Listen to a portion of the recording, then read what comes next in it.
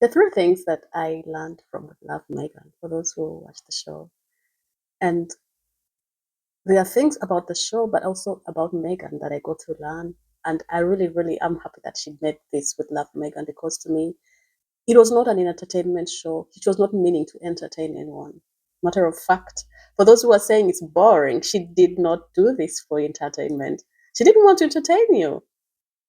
She did this for herself. Or maybe she wanted to share, but I feel like she lives her life very intentionally. And that is one thing that I want to learn, or that I've learned from her. She talks about hosting intentionally, being an intentional mother, an intentional person, like in the small things that you do in life. And that is all good. But when I look at her intention with this show, it was not for the clicks of it or for the money or anything. For me, I see someone who is very intentional with the show, because you know what's going to happen 100 years from today? We shall forget all the keyboard warriors who said all the negative things about Meghan. But you know, one thing that's going to be resounding, it's a Netflix show. We shall watch the lovely Meghan giving the world tips about this and that and that. Maybe she'll be long gone, maybe she'll be dead. But her legacy will be remembered through her works.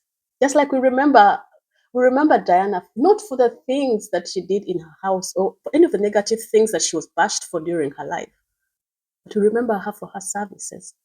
The times when they captured the moments of Diana, those are the moments that the world still holds on to, even for some of us who never lived in her time. So I'd see Meghan being intentional. For me, I think she is just being herself, but also she's being herself in a point or in a world where she is overly criticized. So she's like, okay, let me just document myself and leave it out there. You can watch it if you want, you can bash it if you want. I'm not doing this for you. I'm doing it for my children and my children's children and their generations. She is intentional. So the second thing that I got from watching this show, another thing I learned about her is her resilience. You know, being the most criticized royal, I totally don't understand. I just wish I had half her guts, the fact that she could still come out of that criticism, stand in the midst of it, and say, you know what, guys, I'm even doing this. And by the way, as you're still hating, I'm also doing this. And while you're still rambling, I'm also doing this. That has to be some thick skin there, Megan. And I think this is something that I can take from her. Something I can learn from her, but also something I can really, really respect her for.